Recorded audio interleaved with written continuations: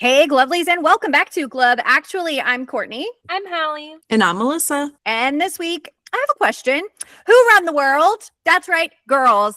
This week, we have lots to talk about. Later, we will be joined once again by our bestie, Emily, aka OriolesContent, who is returning to the pod this week to help us celebrate the inaugural WPBL season and talk about everything we are excited about with women's professional baseball. But as always, if there's anything you want us to talk about here on the podcast, be sure to leave it in the comments and be sure to follow us on Instagram, TikTok, and subscribe to the Glove Actually podcast wherever you get your podcasts. And be sure to turn on those post notifications to stay in the loop when we post new episodes every Wednesday. All right, Glovelies, we are going to kick things off as always with our Pookies of the week. Melissa, who is your Pookie of the week this week? You know, I was struggling with this a little bit until about a half an hour ago when I got a message from our friend over at Cow's Corner. Carrie messaged me and told me the cutest story.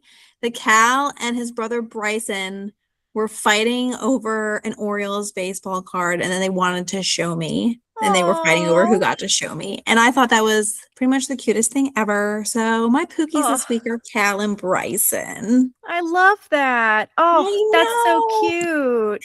Hallie, who's your Pookie of the week this week? I have multiple Pookies this week, and it's all the kids that got to draw player portraits for a Jacksonville Shrimp game recently. I love when kids get to do dumb stuff, and what is more dumb and exciting than drawing somebody's portrait for a baseball game? Yeah. Congratulations to the kids. Yeah, I'm that's always something Googling really now. fun to see. Well, my Pookie this week is going to be Monet Davis. And as we are talking about the WPBL this week, I thought it was topical to have a WPBL Pookie. She is she's actually the second WPBL Pookie, because if you remember last season, I did have Kelsey Whitmore as my Pookie. So Monet was one of two girls who played in the 2014 Little League World Series, and she was the first girl to earn a win and throw a shutout in Little League World Series history. She appeared on the cover of Sports Illustrated, which made her the first Little League baseball player to appear on the front cover of a U.S. sports magazine as a Little League player. A statue of her was unveiled at the Louisville Slugger Museum and Factory, which makes her the first non-MLB player to have a statue there. And she was drafted by the WPBL Los Angeles Queens in its first ever draft. She was the 10th overall draft pick, and she officially signed with the team on December 22nd, 2025. And ever since then, she's been playing banana ball with the Indianapolis Clowns with our bestie Fisher Polydoroff. And that's going to be prior to her departure to play in the WPBL's inaugural season. So for those reasons and many others, Monet, you are iconic. I can't wait to watch you shine this season. And you are my Pookie of the week this week. Fabulous. Love your Pookie. All right, Glovelies, we want to hear from you. Who is your Pookie of the week this week? Be sure to let us know in the comments and tag your Pookie if you can. All right, Glovelies, you know her, you love her, we know her, we love her. We are joined once again by our bestie OriolesContent, aka Emily. Welcome back to the pod, Emily. Woo! Yay! Thank you guys so much for having me again. I'm so excited to be back. Of course. So we did actually just mention to Emily shortly before we started recording, Emily is actually the first like full episode repeat guest. So big honor, big day here on the pod. Love it. Mm-hmm. Huge day, huge honor. So excited. Amazing. Well, Emily, you've been here before. You know how this works. We've got to ask you first thing right off the bat. Who's your Pookie of the week this week? Well, we have a third WPBL Pookie because I chose Justine Siegel, who is the commissioner of the league and the co-founder.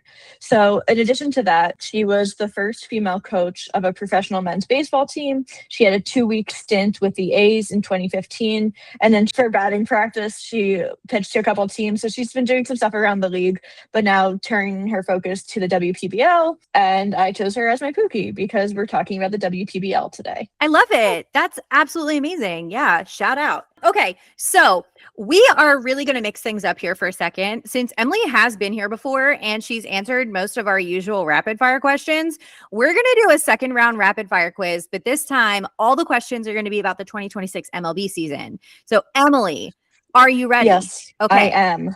All right. Take it away, Hallie. Okay, what is to you the biggest surprise of the MLB season? I'm going to go with the two Sox teams and the White Sox being atop the AL Central. I don't think anyone saw that coming. And then the Red Sox at the beginning of the season, I don't think anyone saw that coming. So just right now, weird or definitely surprised that those are how the standings are looking. Agree. Wow. A player you've had the most fun watching this year? So I do mostly watch the Orioles. So I'll go Leody Taveras or JJ in bursts. But then for the rest of the league, probably Kevin McGonigal. I love when rookies have a good breakout season, and he's been doing a good job for the Tigers. Hell yeah. A player you think has had a really slow start, but you're still rooting for them? I'll go with DB. I'll go with Dylan Beavers on the Orioles. I know I'm back to back with the Orioles. I loved him when he came up last year. He was one of my top players that I was looking forward to this season, other than Pete Alonso. But definitely not the start we wanted. But I think he's turning around now. He's stacked a couple hits, looking for a better rebound for sure. Absolutely. And what do you think the most devastating player injury for you has been? So if you want to count this was before the season started, but Jordan Westberg, I know I talked about him last time I was on here. He was one of my Pookies. Definitely huge loss at the beginning of the season. And then in that same vein, Blaze Alexander, that was more recent, but he had really been taking Westy's role on the team. And then the fact that he got injured is just a stab to the heart. So my Orioles third basemen are getting injured, and I don't like it. I had to shoehorn in a way for you to talk about Jordan Westberg. Yeah, so I did that for you. It had to happen.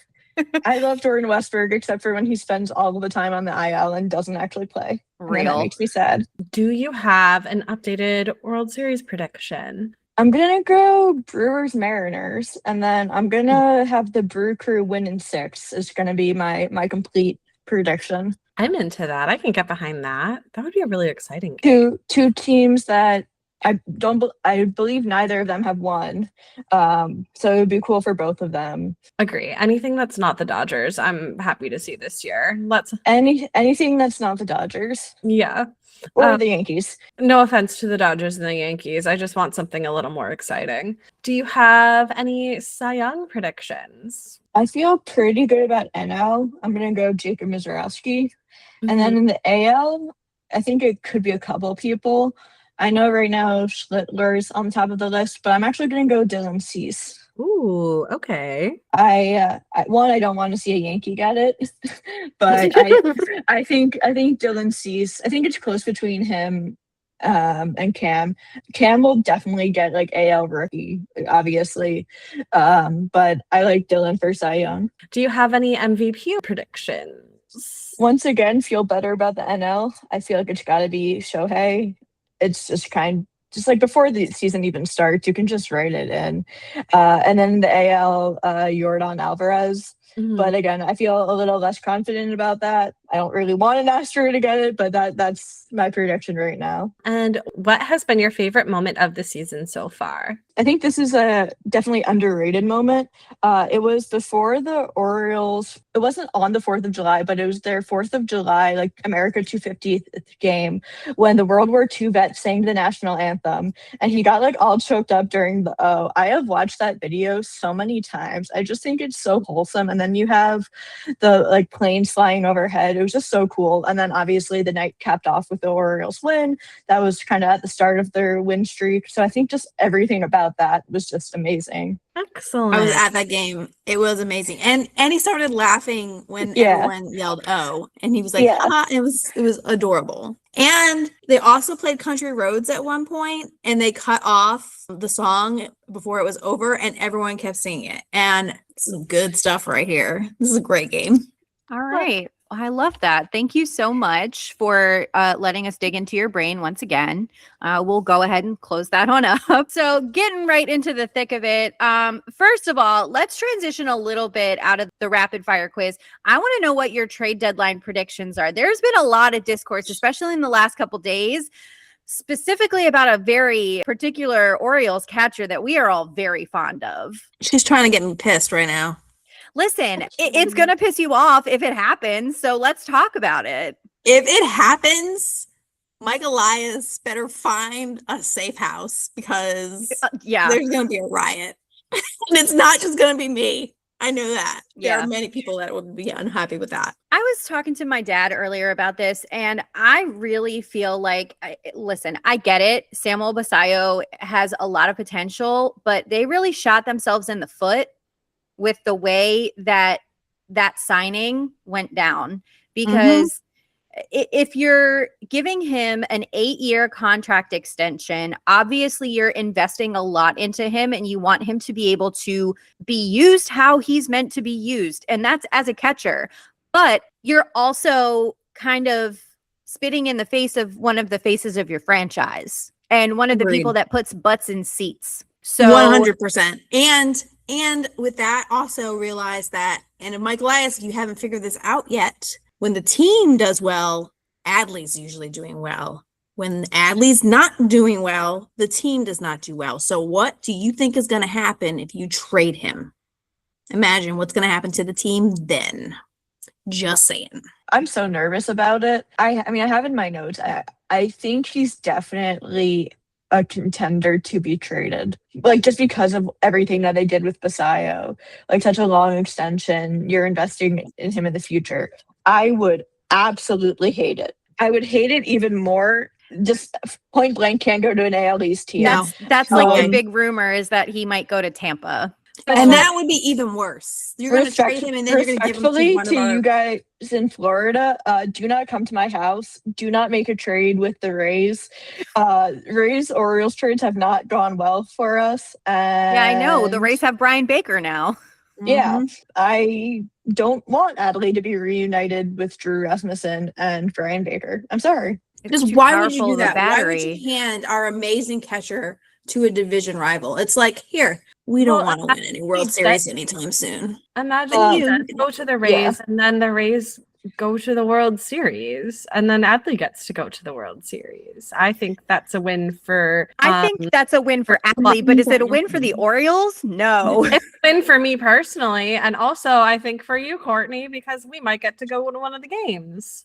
You know what? You're absolutely right. But for the integrity of the Orioles that we know and love, it's just gonna, it's really gonna tear the fabric apart, like bit by bit. And I feel like that's going to be the biggest thing this trade deadline. I love Taylor Ward, but Taylor Ward has been with us for half a season. So if Taylor Ward gets traded, people are going to get over it. If Adley Rutschman gets traded, people are not going to get over it. When this comes out in 2 weeks and the trade deadline's passed and Adley's been traded, we're all not going to age well. Hopefully it doesn't age poorly, but I very much hope that Adley can stay. I would be devastated if he were to go. I think if we're going to win anything, you keep who we have, even Ward, because I think you have to keep Ward because Ward's getting on base. Yeah. I think if we're going to trade anybody at this point and have a hope of winning, it's going to be prospects. It's going to be some of our great prospects that are down over here, Frederick Keys. The thing is just so many teams are going to be buyers. Like, the AL is so competitive right now. I mean, the Mets will definitely be sellers. The Mets are the one team where I can say they are sellers. I'm hoping we can maybe leverage for we need to leverage for another starting arm. I'm wondering if maybe we can get somebody like Freddie Peralta. Maybe we can get somebody like Robbie Ray or Logan Webb from the Giants, because the Giants are also positioned to be sellers at the deadline as well. There is also the Tarek Skubal of it all, because the Tigers are in kind of like a little bit of a nosedive. So, I mean, Tarek Skubal might be on the table. Who knows? Now, granted, the bigger clubs like the Yankees and the Dodgers are probably going to have more money and more capital to entice him to join their clubs. But we were talking about this a few weeks ago. It doesn't really make sense for him to go from being a superstar, like headline player, to going into just being a 1/5 of the rotation. Yeah, I think Tarek Skubal might cost us Adley.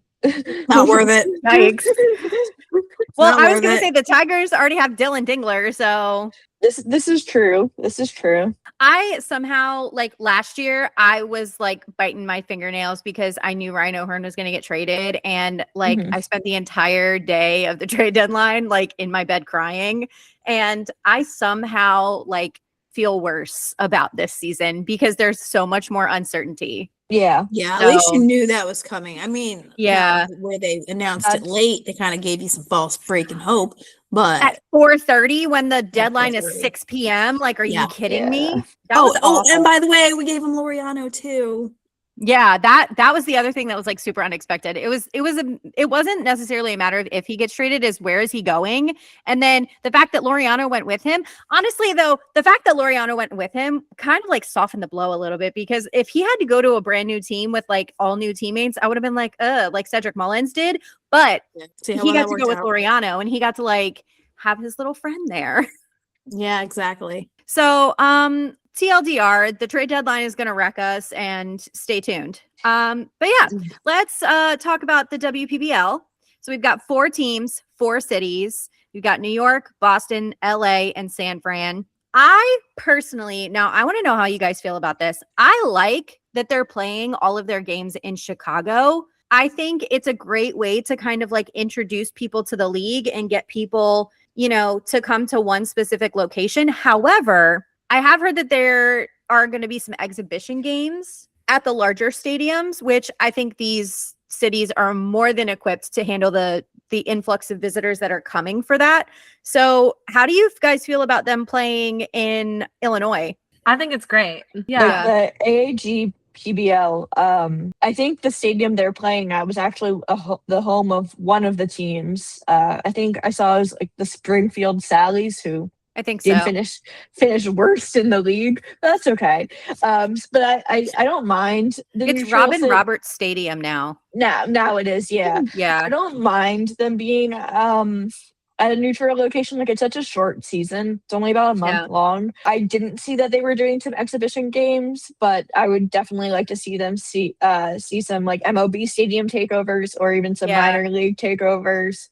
They haven't officially announced that yet. They've only announced the actual like on location Illinois season, but that was something that they had talked about. They were like, we're very interested in planning some exhibition matches specifically for next year. I think probably to ramp up interest in the season. I mean, it's the same thing the PWHL did, and those were very successful. So I think anything like that, like while you're still getting the fan base, but definitely having some exhibition games and having like people in those cities be able to go is a great opportunity.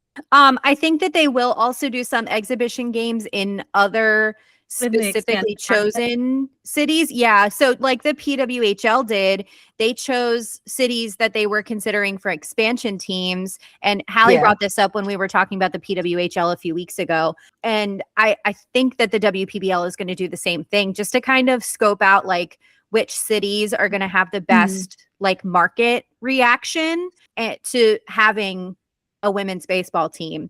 So out of it, kind of in that same vein, which cities do you guys think will be the first to see expansion teams? Chicago. Seattle. Yeah. I think they might have one in every league other than the WPBL right now.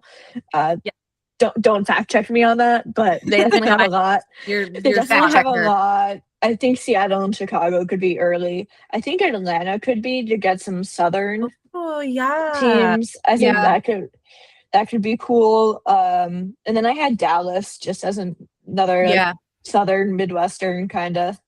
I was thinking something in Texas, because Texas is such a hardcore sports market. I feel like it just kind of makes sense, and it's pretty central as far as the southern states concerned. But something else I was thinking about when I kind of brought this question up in my own brain, Orlando right now is campaigning for an MLB expansion team. And while I don't necessarily think that Orlando is best suited for a men's baseball team, I feel like a women's baseball team that would eat. So I would be sad. Yeah. Yeah, I think I could definitely see that more than an MLB team. Just like you already have so many MLB teams in Florida. Yeah. You don't need another one. Geographically, you've got New York, Boston, San Francisco. I mean, you're already at the top of the map. So I'm thinking you guys are probably right around like the Florida, Texas range, somewhere in there. Maybe even something southern Midwest. You need there's already too much happening in the northern Instead Yeah, of the map. I was definitely thinking ahead before. I was like, oh, Philly, DC. And then I was like, no, it's too many East Coast teams. I think a Denver could be interesting. Yeah. Ooh, yeah. That would be Yeah. fun. That could be good. How long do you think the league is going to have to exist before we get the first expansion? 1 to 2 years. Yeah. I think all of the Yeah. women's leagues typically get expansions pretty quickly. I think by 2030 we'll have about like 8 to 10 teams would be my guess. I think Mhm. that's a reasonable goal. Yeah, I think that's fair. That mirrors the timeline that the PWHL is on in terms of expansion Yeah. as well. So All right. Well, obviously, we have a lot to look forward to. So we'll just move right on into our top 5 of the week. So, Lovelies, we did something a little different. You know how we like to switch it up for the top 5. So this week, instead of a top 5, we're actually going to dive into some essential information about each of the 4 WPBL teams. So we've each chosen a team. We're going to share some of what we learned about the team, including fun facts about the namesake, team iconography, uniform colorway, as well as a few different players to look out for this season. So I will be talking about the San Francisco Firebells. Hallie will be getting into the Los Angeles Queens. Melissa is going to dive into the New York Heights. And Emily is going to cover the Boston Hunters. So let's start with the team namesake and team name and the namesake history. So, Emily, do you want to tell us about the Hunters? Sure. So they are named after Harriet Hunt, who was a physician and women's rights activist. So I thought this was a fun fact. So she spoke at the first National Women's Rights Convention, which was actually held in Worcester, which is the city where I went to college. So I thought that was another extra connection. I think that's why I was so drawn to Boston, having that Massachusetts background. Not a Red Sox fan, though, had to get that out there. She had the conference in Worcester and then the Boston team. So Harriet Hunt, the Hunters. I love it. All right. Melissa, tell us about the Heights. The New York Heights were named after Dr. Dorothy Height. She was a civil rights and women's activist that lived in New York. She campaigned for the integration of programs at the YWCA, and she worked with the National Council of Negro Women to restructure the criminal justice system and end lynching of African Americans. She also participated in the Civil Rights March, and she sought gender equality internationally as well. She did receive a Citizens Medal Award from President Ronald Reagan, and she got the Congressional Gold Medal as well in 2004. Lit. I love it. Yeah. All right. Hallie, tell us about the Queens. the Queens were named for Queen of the Diamond, Lizzie Murphy, an early baseball legend, one of the first women to play professional baseball, and was nicknamed the Queen of the Diamond because she was just that good. Period.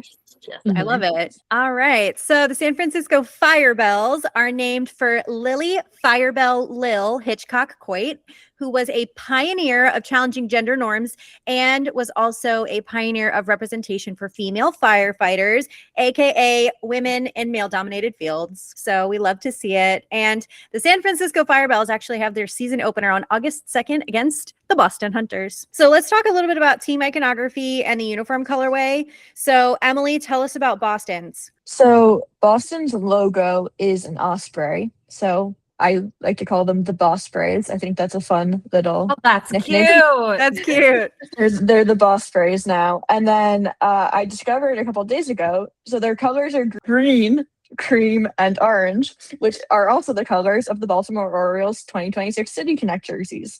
So Hell yeah. I think my be more across the front, you can maybe make that a little Boston, the bee hat, you can just make that Boston and you can double dip. Yeah. That's what I'm going to be doing, but it's a great color scheme. I mean, the colors go really well together. Their logo is super cool. I liked their alternate logo where it's the osprey claws clutching the baseball. It looks like the caught that reference meme, but Yeah. I love it. And I love that you can kind of like chameleon your way in there in a Baltimore City Connect. Mm-hmm. All right. So tell Awesome. us about the Heights colorway and iconography, Melissa. So their main color is going to be teal, which kind of aligns with some of the other New York women's teams like the New York Sirens, New York Liberty, and Gotham FC. I personally think their logo is pretty freaking cool because it is Yeah. basically the New York skyline, but within the skyline is the letter H, and it's above a baseball, which is apparently mimicking what the speed of a fastball if you look at it close enough. So Ooh. I thought that was pretty fabulous, but I really love the skyline. And if you look at it too, it could almost look like the Twin Towers too. So I think the heights, like reaching new heights, and then also like the heights, like the Mhm. buildings. In It's the so heights. cool. yes. So good. Hallie, tell us about the Queen's iconography and the colorway. So the Queen's logo is a gorgeous capital Q. The color scheme that they have gone with is a primarily black and gold with white, and it's just like it's clean. It's like gorgeous. I think it shows exactly what it is. What I love most is above the Q for Queens are 4 little diamonds representing the 4 teams in the league. All right. So finally, for the Fire Bells, their iconography, their logo is, and their like main symbol is a phoenix, but the way that it's shaped, it's in the shape of a bell. So, and it's obviously flying upwards, obviously. So we're rising from the ashes, and their colorway is like this deep red orange, and then also like kind of a bright purple, and also a lavender, which I really love because the Golden State Valkyries are also lavender. So that kind of ties together with some of the other women's sports in the area, which I think is super cool. But I absolutely adore the Phoenix, and I love like the deep red orange. It just has like such like a fiery visual to it. It's so cool. To finish us off with all of this great info about the teams, Emily, tell us about a few different players that you're excited about for the season. So first, I'm gonna go with Hyena Kim. So she was the 4th pick overall in the draft, but the 1st pick for the Hunters. Okay. So she's South Korean. She's a catcher. The last like stats I saw on her, she played in the Asian Cup where she played in 7 games, had 22 at bats, and hit 409, which is just like crazy. And then she went 8 for 8 on stolen base attempts. So she won the tournament batting title. She also had 15 RBIs in the tournament. Huge power bat. Also very good defensively. Excited to see how she does this season. I love it. Who else you got? Next, I have Ali Schroeder, who I'm actually surprised didn't go to San Francisco because she's a part-time firefighter. She's a dedicated wildland firefighter, but she's also a right-handed pitcher. She was picked 5th overall, so the WPBL did like a snake draft.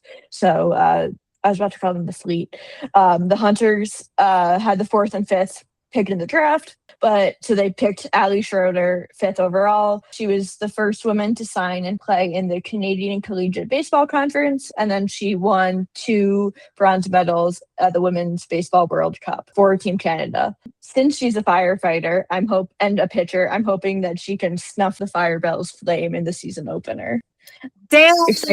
Excited to see her do that. Emily's out here talking trash already. I love Yeah, it. I'm talking trash on behalf of the Hunters for sure. Wow. And then finally, I have Lexi Hastings. So she's an American left fielder. She was the last of Boston's 1st-round picks. She graduated from UConn, which I live in Connecticut, so that was kind of that connection for me. But huge career with UConn softball. She finished with 254 career hits, which is the 2nd most in UConn program history. And then she had program records for runs and stolen bases. She was a 4-time All Big East honoree, and then UConn won a Big East title in 2025 and 2026, but she wasn't on the team then. So huge contributor to the team. Very excited to see her in the league. I got to be honest. When I was looking at everybody that was drafted in the WPBL draft, like there is such amazing talent, and Absolutely, I'm so excited to see everybody. No, for 100%. Yeah. Okay. They're all right. multi-talented is what I know. Absolutely. It's not just like baseball's not my only thing. I also do 1, 2, 3, 4, 5, 6 other things. So I love that. Yeah. All right. Melissa, tell us about who's going to be playing for the Heights. All right, so my first player that I picked was their first draft pick, and that was Kylie Lawners. She plays their base, but she's originally from Laguna, California. She currently lives in Pinehurst, North Carolina. She went to University of Washington. She started off as a softball player, but she switched over to baseball. And she's played for the women's national team for several years. She played from 2018 to 2024, and then she also, after she was done playing, she participated in their development program. So I thought that was pretty cool too. And she's also a mom. Who doesn't love a mom who can multitask? Go Kylie. And then my All right. second player is Danae Benitez. She's the catcher, because we all know I love a good catcher. We love a catcher. We love a good catcher. She was number 6 during the draft. So she was their second round pick. So she's originally from Las Vegas, which I love because, fun fact, I love Vegas, guys. She's a 4-time player for the USA Baseball Women's National Team. She's won gold at the 2019 Pan American Championship, silver at the 2024 World Cup Finals, and she currently plays right now with the Loco Beach Coconuts, one of the newest banana ball teams. And if I may say so, I think you, madam, are a fabulous dancer. I love your skills. I've watched your videos. I do love watching her on social media. She's really fun to watch. And then my last player is not signed yet, but she was drafted. But I picked her because she is from the local DC area. So it is McKenna Huff. She's from Fairfax, Virginia, and she went to the University of Mary Washington, which, for those of you who don't know, is down the 95 corridor on your way down to Richmond. She's a shortstop. She also plays basketball. She plays basketball for Mary Washington. And she was the very first girl at her high school to make the boys baseball team. And she has participated in the all women's baseball classic. She did that last summer. And then when she at tryouts for the WPL Nats Park, she had 2 hits on her final day. So Hell good for yeah. you, McKenna. I hope we get to Nice. see you with the I Heights. love it. All right, Hallie, tell us about who's going to be playing for the Queens. Okay, lots of superstars. First on my list is Britt Apgar, who was born with a congenital limb difference and has talked about her journey pursuing athletics with that difference, and like how that's impacted her sports career. She was a round 3 15th pick and plays center field. I have also selected to discuss Ashton Lansdale, who you may know from the Party Animals. She plays third base and was the 7th overall pick for the league. Exciting athlete to watch. Really, really fun to see what she does for the Queens. And I think this list, I would be very remiss to not include Monet Davis. What more is there to say about her? I think most important of all, multi-platinum Pookie of the week on the Glove Actually podcast. And she also plays center field. Hell yeah. Fun fact that I learned about Ashton Lansdale right before I hopped on our call is she hosts a WPBL podcast. Did you guys know that? I did not know that. know that. I love it. All right. So playing for the San Francisco Firebells, obviously my first pick is going to be the first overall pick from the inaugural WPBL draft. And that is going to be former Glove Actually Pookie Kelsey Whitmore, the right-handed pitcher. She was 2022 USA Baseball Sportswoman of the Year. She and Anna Kimbrell made up the first all-female battery for the Pacific League since the AAGPBL. So huge. She is breaking down barriers in the sport. Kelsey was the first woman to sign with an MLB partner league, aka the Pacific League, where she played with the Sonoma Stompers. And she's also been playing the last few seasons with the Savannah Bananas. And she also plays for USA Women's Baseball. So obviously Kelsey is going to be a great one to watch. She is really exciting, and I love seeing her on social media as well. My second player that I chose was Amanda, I hope I'm saying this correctly, Gianaloni, who plays second base. She was the 8th overall draft pick. She was the first woman to sign with WPBL. And she holds Nichols State University records for RBIs, doubles, walks, and was a 3-time participant in the Women's Baseball World Cup and is also a silver medalist for Team USA Women's Baseball. And then finally, because you know we love catchers here on Glove Actually, I chose to go with Scrappy Hopkins. And Scrappy Hopkins is a catcher. She was chosen in the 5th round. She was the 89th overall draft pick, and she is from right here in Florida. She was a D2 softball player and walked onto her college club baseball team. And she also made history as the Atlantic League's first ever female drafted player. And she also participates in triathlons in addition to playing baseball. So like, I love that. Crazy athleticism over here. Crazy. So clearly we have a lot to look forward to this season.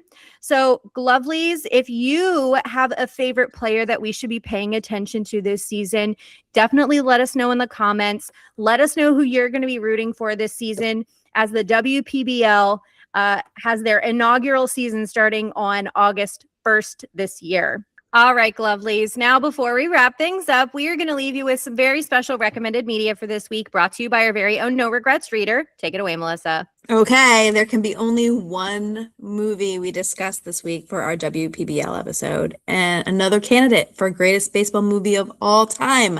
This week, we're talking about the 1992 classic, A League of Their Own, with a star-studded cast including Geena Davis, Tom Hanks, Madonna, Rosie O'Donnell, and Lori Petty. This epic movie, directed by Penny Marshall, revolves around the establishment and first season of the All-American Girls Professional Baseball League during World War II. So World War II is well underway, and many American baseball players have been drafted and gone off to war, threatening the future of the MLB.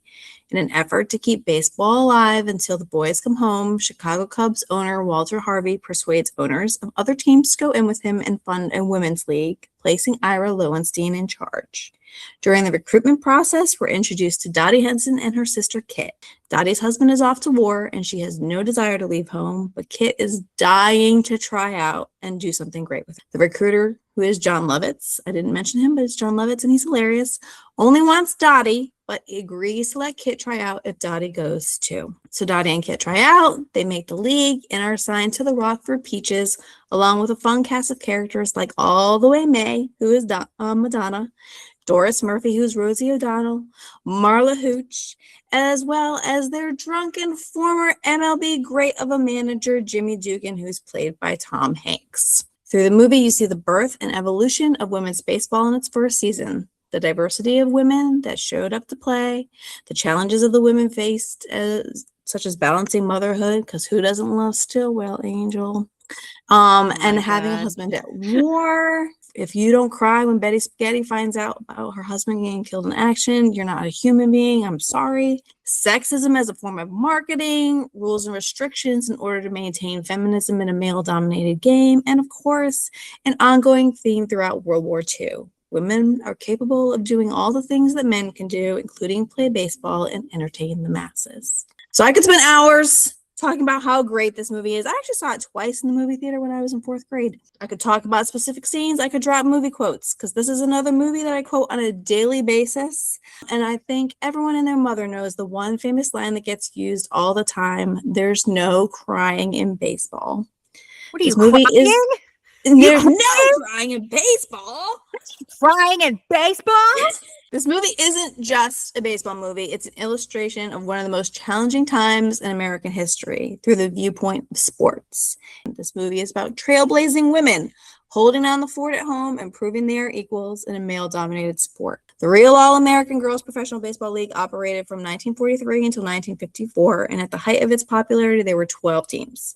Even though it was disbanded, clearly the desire for female baseball teams has never faded away, as evident by the establishment of the WPBL this year. So I'm going to go on a limb here and say this is probably the best baseball movie ever made, at least in my opinion. If you haven't seen it, you must be living under a rock. You have to see this movie, because you're missing an important part of cinematic history. So do yourself a favor and see it as soon as possible. And for those of you who do not know, A League of Their Own was also produced as an Amazon Prime TV series in 2022.